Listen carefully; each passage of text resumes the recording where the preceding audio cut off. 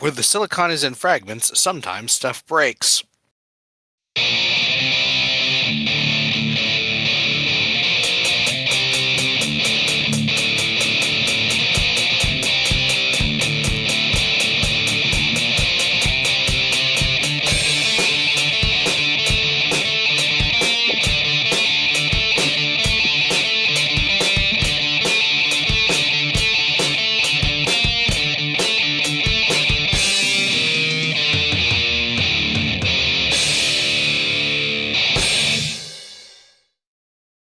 All right, welcome to another installment of Fragments of Silicon.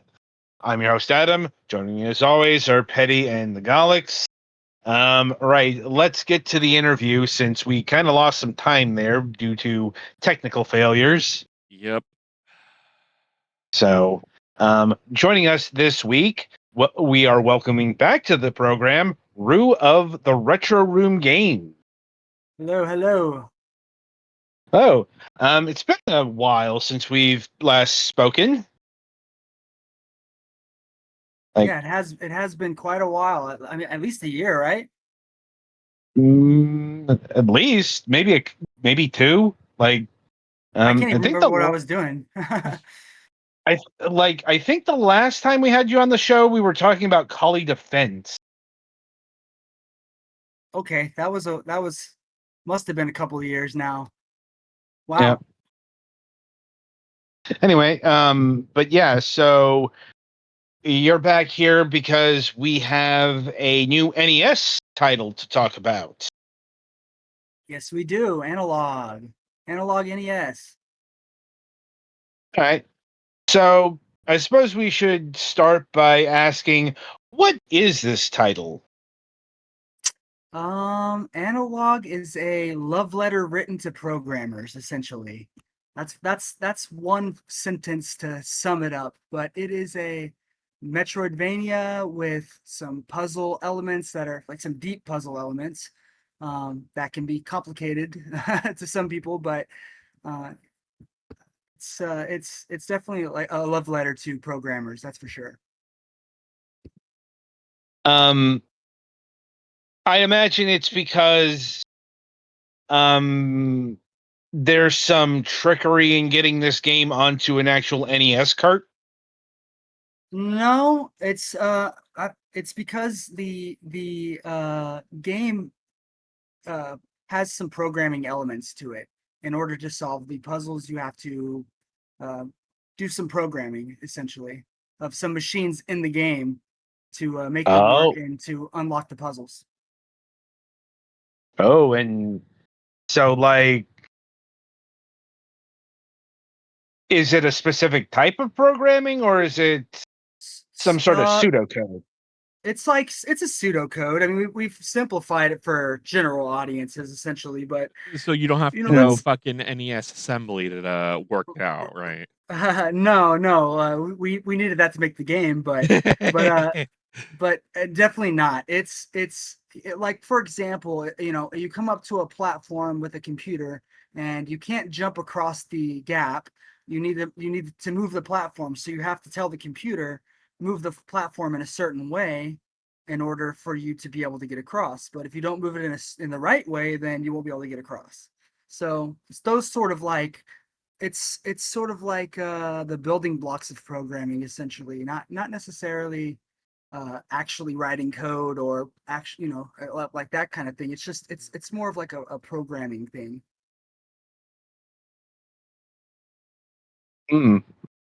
And how does that play out on an NES controller? So a menu will pop up whenever you come up to these certain things, and it'll ask you to make certain choices. Like I said, for example, the platform. You can have the platform move to the left one square, or you can have it move to the right one square. You can have it move to the left and then back to the right, or you can have it move to the left and then stop there. You can kind of tell it these series of events that you want it to do in order to make the puzzle work. Do I have to break out Rob the Robot to make this work?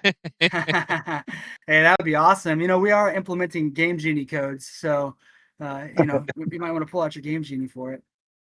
Yeah, for those who don't know, there's a game on the NES called Stack Up. It's the other Rob the Robot game where you basically enter in a bunch of programmable instructions. Interesting. Also, it doesn't actually Work, but that wasn't the point. And this definitely works, and it can get semi-complicated for sure. You know, as you progress in the game, it gets more and more complicated. But you know, that's as puzzle games do. You know, it's definitely it's a Metroidvania, but with secretly it's a puzzle game, sort of in the same way that maybe The Legend of Zelda is a puzzle game. You know, you have puzzles in it, and they're a heavy focus, but it's an adventure at the same time. Yeah, like Legend of Zelda didn't really start having puzzles until A Link to the Past. Sure. Like, the closest thing the original did was you have to push one of these blocks. Like, right. there are a few things. There's the Lost Woods. There's the playing the flute to drain the water in that one place. But yes, in general, it's pretty low on puzzles. Besides the puzzles that are find the right old man to tell you how to do the thing. right. And I guess, like, is the protagonist called Anna? That's it. Yeah. You All nailed right. it. Yeah, I kind of play figured. on Yet she does words. not appear to be a cylinder or made of wood. Little play on words there, yeah. I mean, her last name could be Log. Hey, it could be.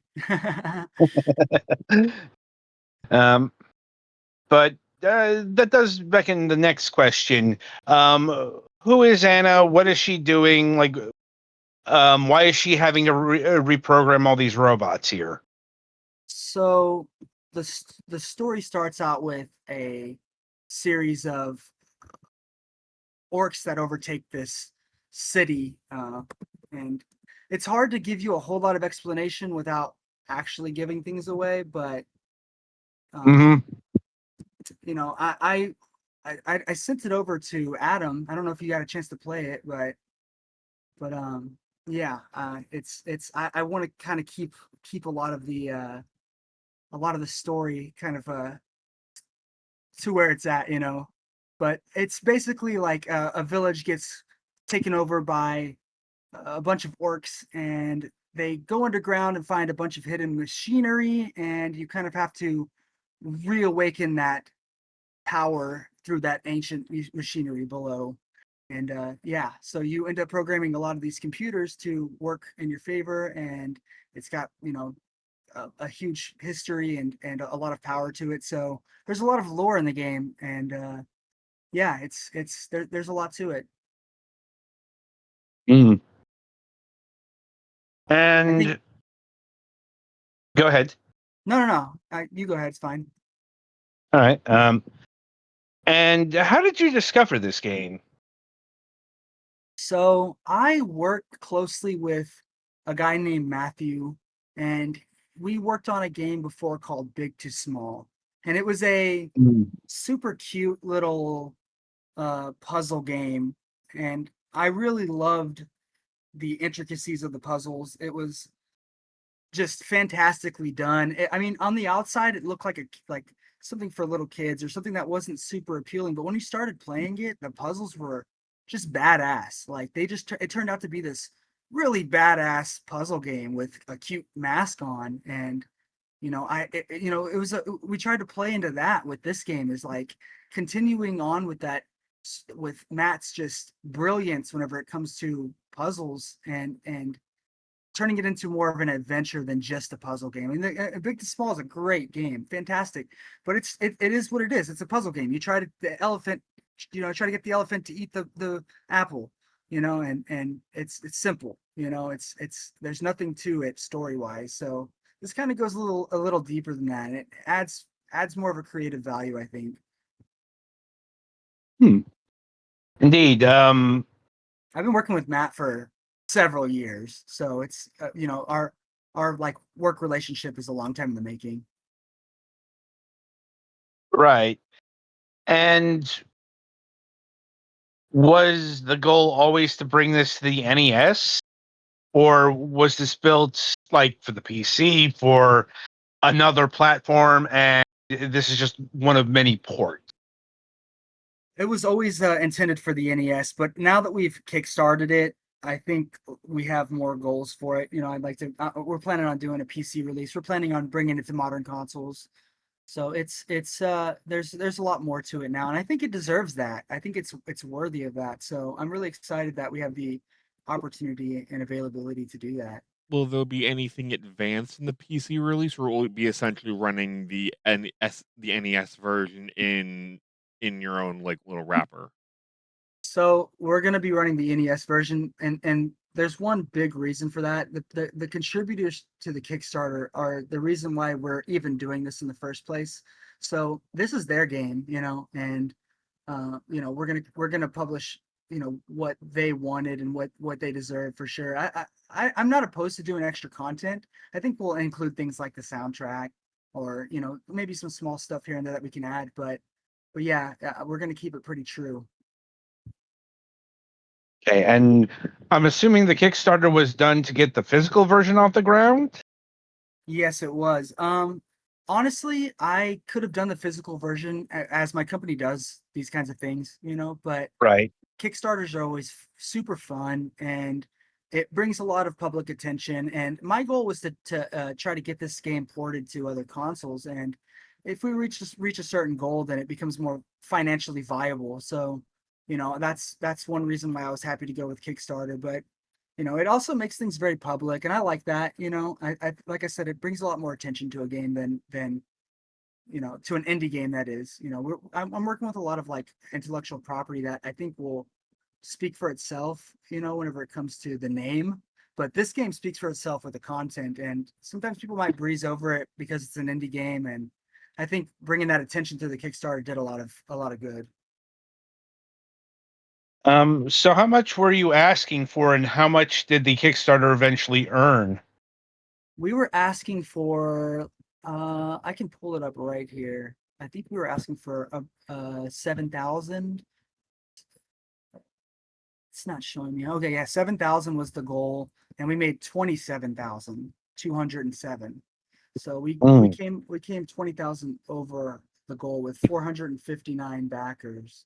So we did really, really well with it. I mean, I knew it was going to do well because, like I said, it deserves that kind of attention. I believe it does. I might be delusional because I'm part of the project, but it's I've worked with a lot of games, and it's such a good game, and it's a lot of fun. I think a lot of general audience players will enjoy it. The puzzles are steep enough also to where somebody who is really into puzzles will also enjoy it. But you know it's such a good game. I think it deserves the attention. Mm. It's certainly different than the usual kind of NES game. Sure. Yeah. They're Well, it adds just that element that's not in any NES game before, which is that programming element, which, that is a interesting and can get very tedious and complicated. It adds like a level of like, I think in like, I don't know what a good word is, but a uniqueness maybe. mm, It's never been done. like yeah. Well, also the art style sticks out. Um, like Oh it, yeah. it doesn't look like an NES title, if that makes sense. Right. Maybe Like more like a modern indie title. is something like that, or a something that's a modern retro title. Like it reminds me of the early works of Daniel Remar. Right. I don't know who that Um, is, but he's a guy who made a whole bunch of titles. Reminds me of I'm trying to remember one game. Like he uses it as his avatar. Um, like Hero Core, I think it was. Yeah, it was Hero Core. I've never Like seen it. I'll have to look into it for sure. yeah, He likes high pixel, or rather low number of pixels, I guess, and low mhm. color variation. Yeah, styles. and that game is very much like this, except like there were no color splashes. But putting that aside, how difficult or not difficult was it to bring this to the NES? Well, Matt is the genius behind it. He's a brilliant, brilliant guy. I mean, he's the puzzle maniac. And the way that he would work on it is, on his way to and from work, he rides the subway, and he would work on it little by little on the subway, piecing it together, and then it eventually became this something to work with and something to look at, and slowly but surely, that became sort of the pitch that we had. Like, okay, this is a game that you're building on a subway. Like, that's so cool, and we still talk about that concept and how that's the initial drive of this game is him working on his way. He has a hour commute that he would just work on the game then, so that's sort of how it started. And I'm guessing like the programming was all him, and like the design and all that. Yeah, Matt is great in a sense that he also likes to share. So Mhm. everything here is open source. You can go and use the assets, build the game you want, change things. It becomes an educational piece at the same time. So people can go play it right now if they know how to compile. So I really always like that about Matt. He did the same thing with Big to Small. It was an open source project, so contribution can come from anywhere, and people can use it as an educational piece to build their own games. Right. And how long did it take him to build this game? I mean, at least a year. It's one of those things where it's hard to put a number on it because as an indie developer, you just work when you can, but at least a year. I'm like, I'm not exactly sure, like if that's like the average development time for a new age NES title, but in terms of developing an indie game, that's actually on the short side. Yeah, I mean, I'd say it's a good average side for this kind of thing. With the power in his hands, I mean, he's a really technical and really solid developer. But at the same time, the ideas were put together well before it became even an idea. The puzzles and the ideas and the concepts had to be created before it was like, okay, we should turn this into a game. So, but yeah, I mean, I've completed games anywhere between 6 months and a year and a half. It just depends on what kind of resources you're working with, and he was already kind of he had a really solid fleshed out puzzle game, so he already had a good idea of how puzzles work in video games and what's fun. So I think that helped kind of move things along. Yeah. And what about the musical accompaniment here? Who did he do the soundtrack, or was that done by somebody else? Soundtrack was done by him and another guy named John Moran. Hmm. So both of them worked on it.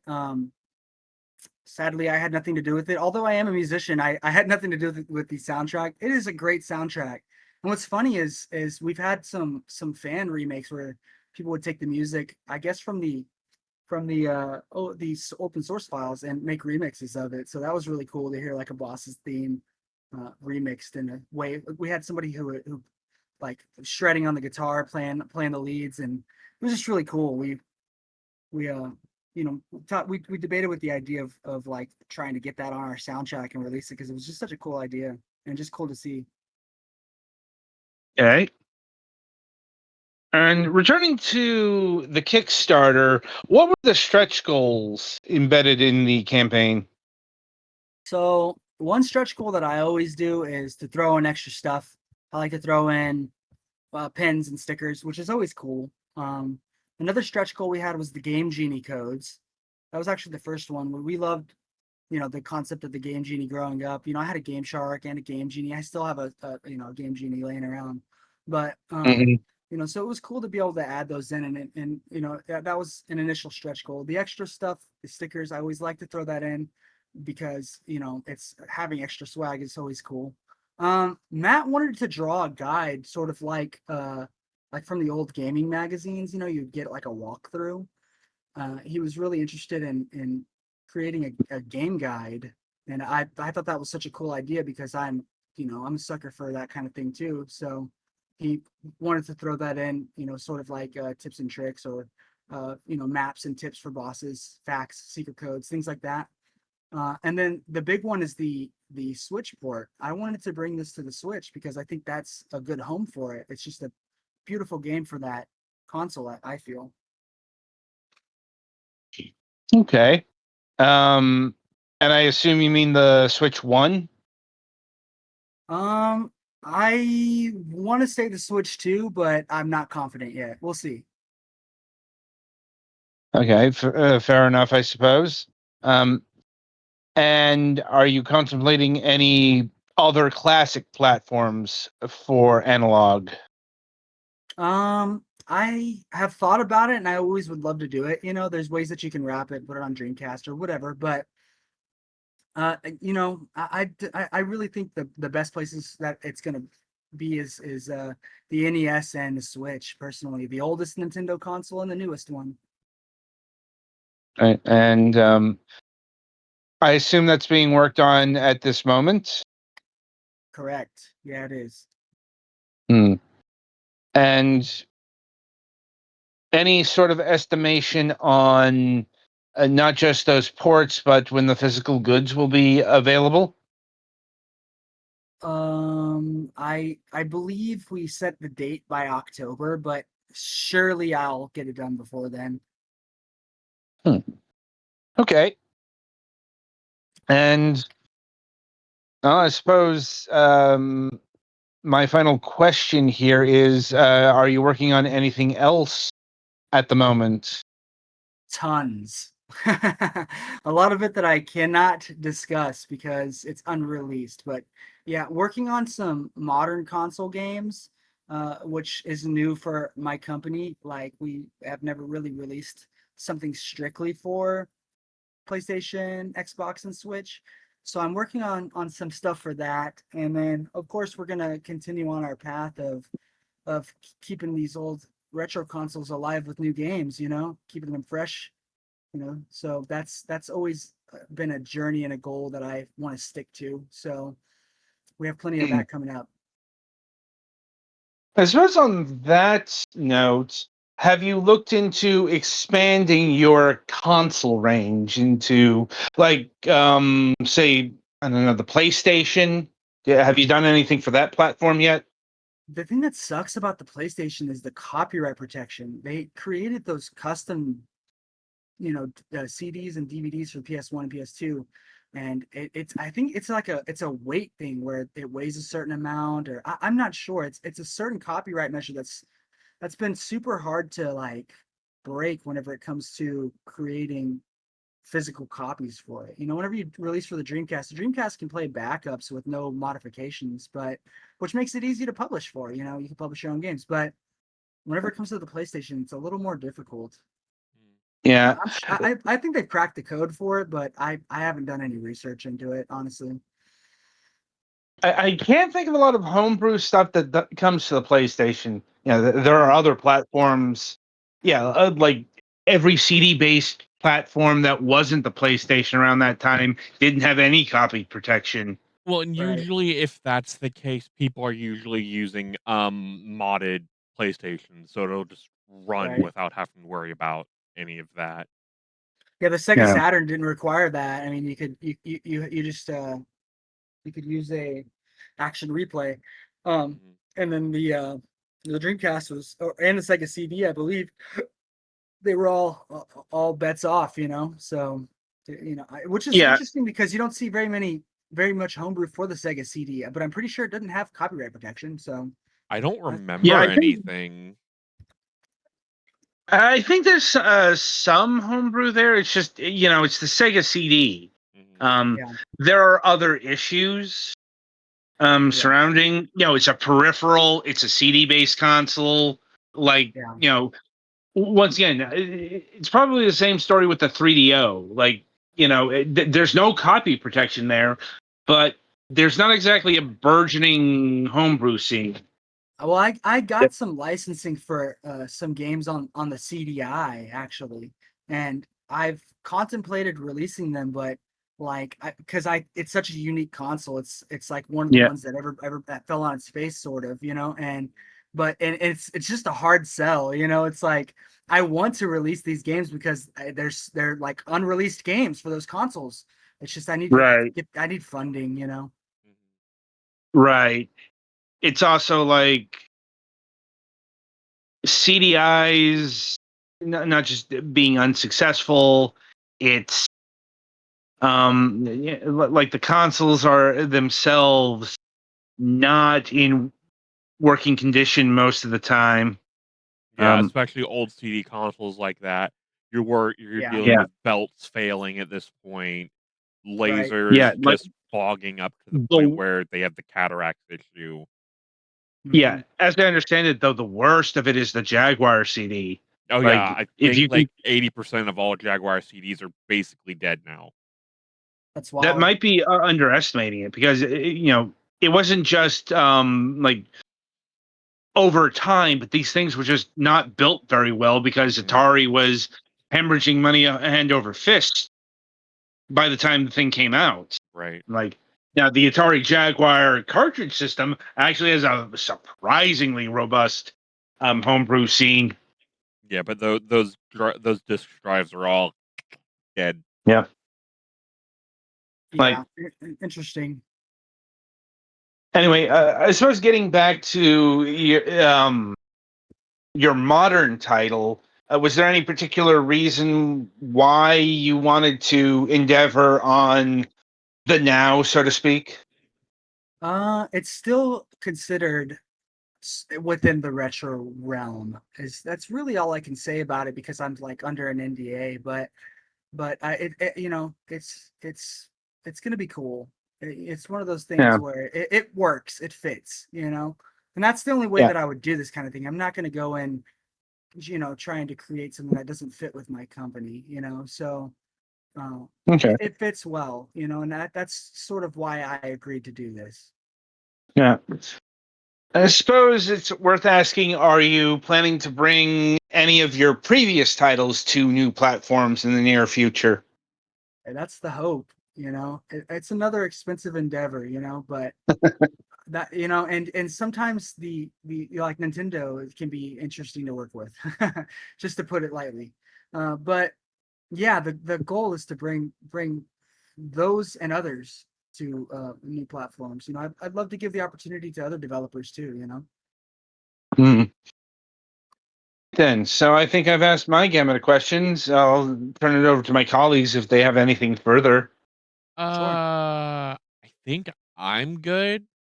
Though I guess I should mention I played a little bit of the game when we were trying to get things set up, and I noticed you had quite a bit of voice stuff in there. How much of a pain in the ass was that to get for like console size I'm for a telling game? you, man, I'm telling you, Matt is the genius whenever it comes to it, and it's just an insane amount of compression. I'm sure you could guess that.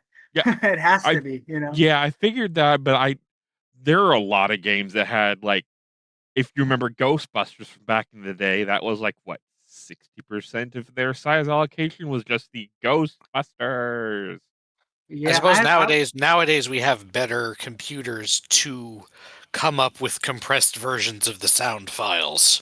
Fair. I would have to, I'm curious to look now as to how much of a percentage of it encapsulates our game. Yeah. Because That's an it's interesting. even with compression, it's still no small feat to make the NES Yeah. do Right. voice. Yeah, it's still huge, right? Yeah, and Yeah. it's right at the beginning too. We made sure to put the cherry on top right there. Hmm. So just so people know we're not messing around. We're not fucking around here. So that was the that was intentional. So Fair enough. All right. Did I lose you? Anything else, Petty? No, I think I'm good. I think I just popped in when I had something. All right. All right. I So, told- Rue, I want you. Go ahead. Yeah, I just wanted to say I appreciate you guys chatting with me. Yeah. It's good to have you on again. Yeah, thank you. It's been, lovely catching up and everything. So, Yeah, absolutely. I really appreciate it. I think you guys had asked me on one time before, but I missed it. I don't remember what happened, but it was not a good thing, whatever it was. Mm, right. I think I remember that. It's just, sometimes Something that happened. happens for yeah, Something one happened. reason. Yeah. I don't remember what it was, but I'm sorry, guys. I it's apologize for fine. that. Yeah. Anyway, so the game is Analog. Where can people go to pick this up if they haven't plunked down for the Kickstarter? I want to say the Kickstarter has like a program to where you can still buy it afterwards. I'm not 100% on that. It's new, and I think I engaged it, but otherwise it will be on the website whenever we actually get the physical copies in. I want to make sure that the Kickstarter is fulfilled before I start selling it elsewhere. But yeah. Fair enough. All right, so yeah, I guess keep an eye out on the Retro Room website for Analog and other endeavors, and hopefully we'll have you back sooner than like 2 years from now. Yeah, right. Anyway, so Petty, play us to the next segment.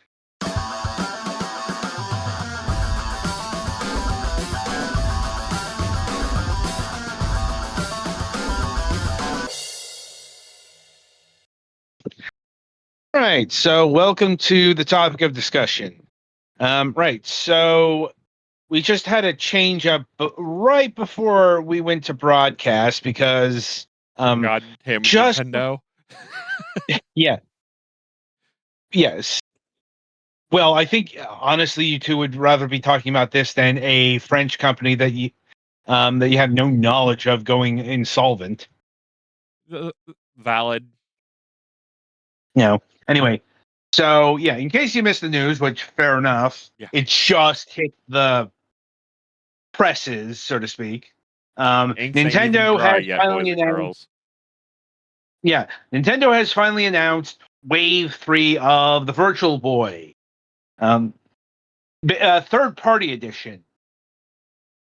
Basically, all of the third-party titles that they could get out of licensing limbo, let's say, are now available.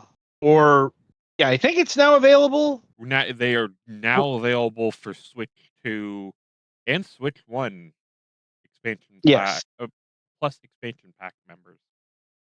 Yeah. Nintendo tends to make um, the not N64 and GameCube titles available when they announce these things. Like, anyway, so in this update, we have V Tetris, which is the traditional Tetris game that came to the Virtual Boy. And it really is like, it's Tetris, So I'll but be red. playing that if it won't give me a fucking migraine. Well, do you Hey, the have one of the virtual, the virtual or the NES Online virtual or the whatever. This version, if you take the lenses off of the thing or use the cardboard one, you can change the color. have they implemented that? I thought that was still pending. I could be wrong, but I'm pretty sure that was intended to be a thing that you could just do in settings. I don't know. I don't play for the expansion pack plus yet. I have the expansion you pack haven't. plus, but my Switch is in the other room. Yeah. Anyway, yeah. So V Tetris didn't really impress anyone back in the day. Granted, it never got really. I was about to say this is also the Virtual Boy we're talking about.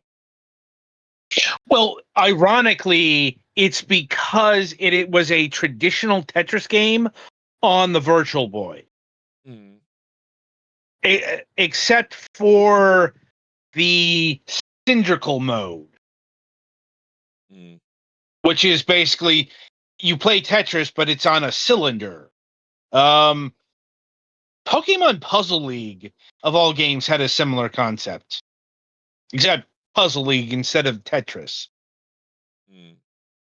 But that is the duality paradox of the Virtual Boy, because in the previous update they Nintendo unleashed 3D Tetris onto the world, which actually does make better use of the Virtual Boy's capabilities, but is a far shittier Tetris title. Yeah, it makes the gameplay kind of a headache because first off, they're not limited to just having 4 cubes on each piece, and secondly, you have to keep in mind the 3-dimensionalness of the well. Yeah. But anyway, the point is, it's Tetris on the Virtual Boy. It was done by Bulletproof Software, but thankfully, by the time of this, they fixed their control scheme. Anyone who's tried out the Famicom version of Tetris will know. Yeah. I'm having anyway, flashbacks over here, bro. I can imagine. I do have Tetris Forever. It's just I have had so many other games in the way. I'm like, anyway, Space Invaders Virtual Collection. Once again, it's Space Invaders on the Virtual Boy. Technically speaking, it's Space Invaders 1 and 2. That's why it's forgot the there was a virtual second one. Yeah, that tends to happen because part 2 is like literally more of Space Invaders. That's how a lot of sequels went back in the day. Like one of those mission pack sequels. If it were like released in modern times, it would be DLC. That's how similar. And once again, it was chided for not taking all that much advantage of the Virtual Boy. Decent games, but not really a selling point. Right. To have, once again,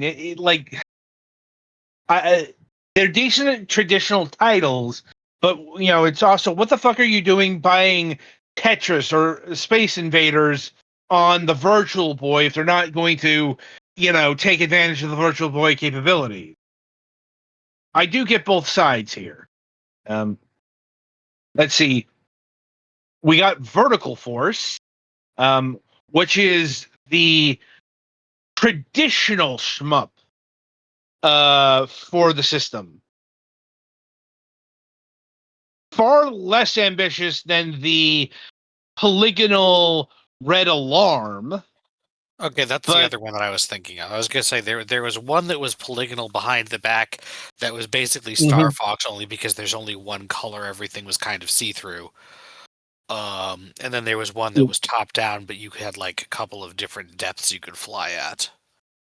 That's Vertical Force. Coming to us from Konami/Hudson Soft. For whatever reason, Konami Hudson, whatever, is not providing the Nintendo Classics with Panic Bomber. I'm like, was that a Bomberman? That was a puzzle spin-off of Bomberman. Okay. Which actually came to a whole bunch of systems. But I think that was one of the few versions that actually came to the West. I'm not sure if the Neo Geo version hit Western shores or not. I know the Super Famicom version didn't. Anyway, and then we move to the Superstar / the releases that people have actually been waiting for, because holy fuck, have you seen the prices on these two? The first of which is Jack Brothers. So this is a special one in a couple of regards, because Jack Brothers is actually the first Shin Megami Tensei game to ever release in the West. Now, what a weird start to the legacy. Mm-hmm. Like, I with believe that it is in a dungeon mind, crawler, like is traditional, but it's a weird one where you play as the three Jack brothers and you have a timer. it's a dungeon crawler, but not. It's actually like a dungeon crawler twin stick shooter, except before twin sticks were a thing. Like, A twin it's a lot D-pad more. shooter. Yes, like it's an action title. There were no RPGs released for this thing because I don't think anyone. Well, first of all, it didn't live long enough to get there, but it's And also it was I don't think anyone. optimized for short play sessions. Yes, and RPGs are like the polar opposite of that. Unless you're doing something highly experimental like Breath of Death 7 and Cthulhu Saves the World. But yeah, Jack Brothers, generally regarded as the second best Virtual Boy game. Yeah, I know it's slim pickings, but it's generally regarded to be a good game in its own right. But more relevantly, it was one of the rarest, and they did not make a lot of this. No, and it's got the Atlas / Shin Megami Tensei connection to it, so that equated to hundreds and hundreds of dollars. When when it moved out of the clearance bin. Yeah, once the franchise got popular. Yep. But that still doesn't hold a candle to what is almost inexplicably the most expensive Virtual Boy title. I think by virtue of the fact that it is the literal last one. And that is Virtual Bowling. Like, I think this game carries a price tag of about $1,000. If it goes to like eBay or whatever.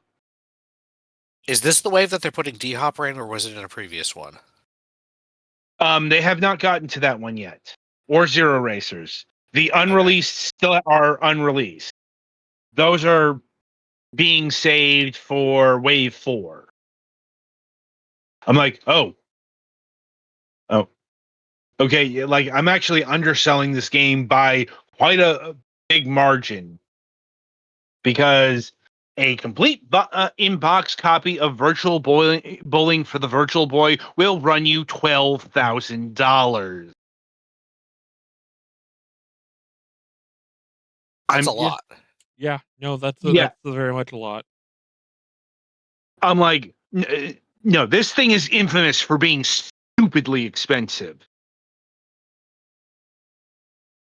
And okay, fair enough. Like, it's an actually good bowling game because the company behind it, Athena, has a pedigree.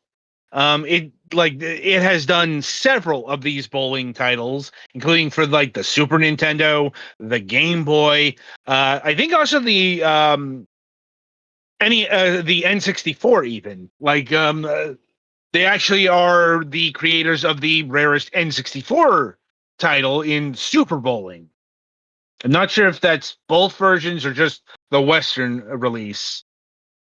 Anyway, point is, these are the two titles that have been really anticipated because now you can experience them legitimately without, torching a whole bunch of money on them. Yeah. It's probably not going to affect the collector's market too much because, okay, there's a new way, there's a way to actually play these games, but, it's not physical. It's a subscription service. It's basically rentals. Mm-hmm. So, and they've probably already they've you can emulate them as well. Yeah. So like the collectors are probably not quaking in their boots. I mean, it might bring it down a little bit just because there's an official way to get it, but right. you're still like, for people who want the official game on official hardware, they're still gonna be paying a mighty premium because this stuff has not fared well to the test of time. Right. Still, overall, actually a good release pile. Here, like I know people are almost inexplicably complaining about Nestor's Funky Bowling not coming out. I'm like, it's a bowling game. Like, I'm guessing it's from people who actually read Nintendo Power back in the day and got attached to the character of Nestor, because otherwise, Yeah. Otherwise, there's not really anything special about it. Yeah. And Waterworld, like, here's the thing: We're not getting Waterworld. Waterworld because that's IP issue. Good luck. Well, yeah, obviously that's the big reason why Waterworld isn't getting released. Also, there's a publisher issue because that was a game put out by Ocean. Yep. Ocean doesn't exist anymore, and it's not very clear who owns that. Did they get that because publisher entirely for thematic reasons? they just Possibly. like I was gonna say, if like you could find who owns the Ocean stuff, I'm pretty sure our friends at Night Dive would like a chat. well, here's the thing: like, they're actually owned by the people that own some of that, because Ocean was one of the companies bought out by Infogrames back in the late '90s. Infogrames became Atari. Atari then went into bankruptcy, and that's where a whole bunch of their properties got sold off. I.e., this is how a lot of their titles ended up with the likes of Pico Interactive and Pixel Games UK. We've actually showcased a number of them on the program over the years. Like, and so Ocean's Waterworld could be in Pico's hands. Granted, Nintendo has worked with Pico to bring some of their titles that they hold now to the service. But once again, it's, even if you figure out the publisher, you have to go over to Universal and, plot down for the license. Probably in the whole lot, but it's probably more than anyone's willing to fork over for fucking Waterworld. Yeah. Like it would probably be cheaper just to buy the whole IP than what they would want for fucking just the rights to re-release the game. And it wasn't actually a particularly great game either, so... Yeah, that's part of the issue, is it wasn't a good game. Yeah, likewise, there's an SD Gundam game on the Japanese side that isn't seeing a release. Oh, right, I almost did forget. Japan is seeing a 6th game in Virtual Fishing. It's not coming over here because that actually has a lot of Japanese text. That would actually require actual localization. And like So, hell's gonna freeze over before we get Mother 3. But in the case of SD Gundam, okay, Bandai Namco is still alive, and still very much attached to the Gundam license. That does not preclude licensing issues. Yeah, with these things, there's more of a chance it will exist compared to Waterworld. Yeah, I'm like. Anyway, so I think that covers this gaggle of games. And yeah, next time will be D Hopper and Zero Racers. Whenever Nintendo sees fit to release that. I know people are complaining that Nintendo's not releasing a Star Fox GameCube title, but Nintendo's probably going to do that next month, if at all, or the month after. Like, Nintendo does like to do these cross promotion things, but far closer to the actual release than a month away. So there's still time. Anyway, so yeah, I think that'll about do it for this installment of Fragments of Silicon. So coming up on the week ahead, let me see here. As I need to get to the proper page. Do. Come on, hate that. Come on, down. All right. Let me see here. So coming up on Friday, May 15th, we don't have a morning show, a daylight interview, but we do have a multiplayer mayhem scheduled. It was supposed to happen last week, and then things erupted. But hopefully, we will be able to look at over the top World War One then. And coming up on the Sunday reviews, we'll be having reviews of Monster Crown Sin Eater, impressions of Star Rupture, back to the impressions of A Webbing Journey, or has that been released? Need to double check that. Anyway, and finally, Over the Top World War One. And we do have a new episode of MSP happening in, let's say, soon. So until next time, I shall wish you good gaming.